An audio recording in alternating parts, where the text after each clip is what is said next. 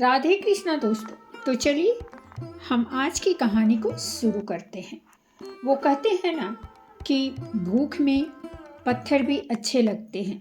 भिक्षा लेकर लौटते हुए एक शिक्षार्थी ने मार्ग में मुर्गे और कबूतर की बातचीत सुनी। कबूतर ने मुर्गे से बोला, मेरा भी क्या भाग है, भोजन न मिले तो मैं कंकर खाकर भी पेट भर लेता हूँ, कहीं भी सींग आदि से घोंसला बनाकर रह लेता हूँ। माया मोह भी नहीं, बच्चे बड़े होते ही उड़ जाते हैं। पता नहीं ईश्वर ने क्यों हमें इतना कमजोर बनाया है।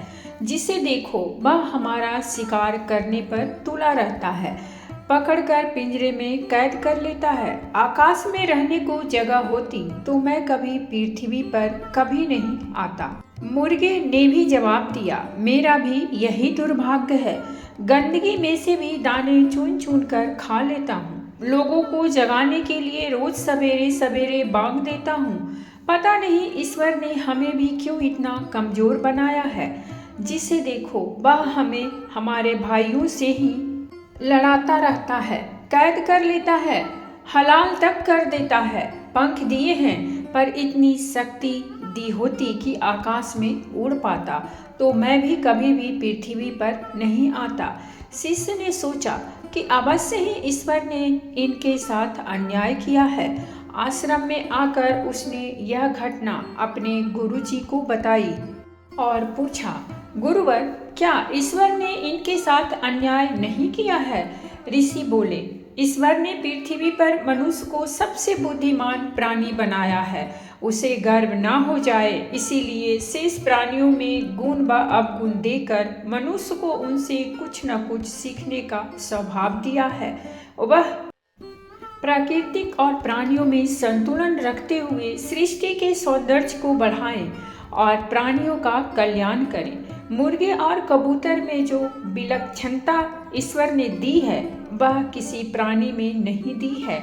मुर्गे जैसे छोटे प्राणी के सिर पर ईश्वर ने जन्मजात राज मुकुट की भांति कलगी दी है, इसीलिए उसे ताम्रचूड़ कहते हैं।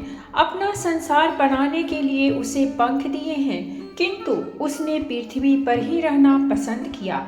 वह आलसी हो गया, इसीलिए लंबी उड़ान भूल गया। वह भी ठीक है, पर भोजन के लिए पूरी पृथ्वी पर उसने गंदगी ही चुनी। गंदगी में व्याप्त जीवाणुओं से वह इतना प्रदूषित हो जाता है कि उसका शीघ्र पतन ही सृष्टि के लिए श्रेयस्कर है।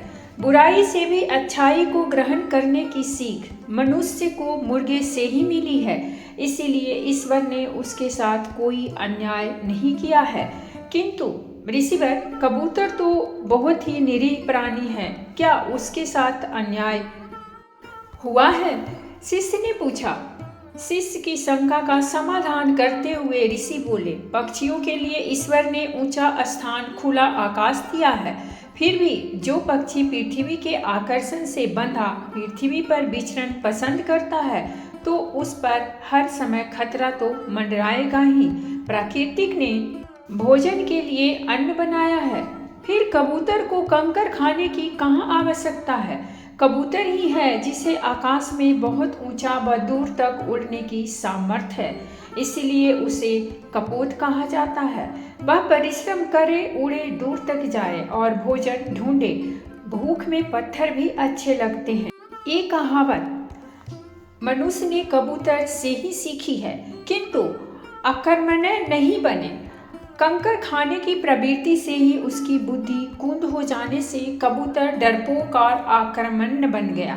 यह सत्य है कि पक्षियों में सबसे सीधा पक्षी कबूतर ही है, किंतु इतना भी सीधा नहीं होना चाहिए कि अपनी रक्षा के लिए उड़ भी न सको। बिल्ली का सर्वप्रिय भोजन चूहे और कबूतर हैं। चूहा फिर भी अपने प्राण बचाने के लिए पूरी शक्ति से भागने का प्रयास करता है, किंतु कबूतर तो बिल्ली या खतरा देखकर आंख बंद कर लेता है और काल का ग्रास बन जाता है। जो प्राणी अपनी रक्षा स्वयं न कर सके उसका कोई रक्षक नहीं। कबूतर के पास पंख हैं, फिर भी वह उड़कर अपनी रक्षा नहीं कर सके तो यह उसका दोष है। ईश्वर ने उसके साथ भी कोई अन्याय नहीं किया है। तो दोस्तों ये थी हमारी आज की कहानी, और अगर कहानी अच्छी लगी हो तो प्लीज़ हमारे चैनल को सब्सक्राइब कीजिए, वीडियो को लाइक और शेयर जरूर कीजिए। कहानी सुनने के लिए बहुत बहुत धन्यवाद।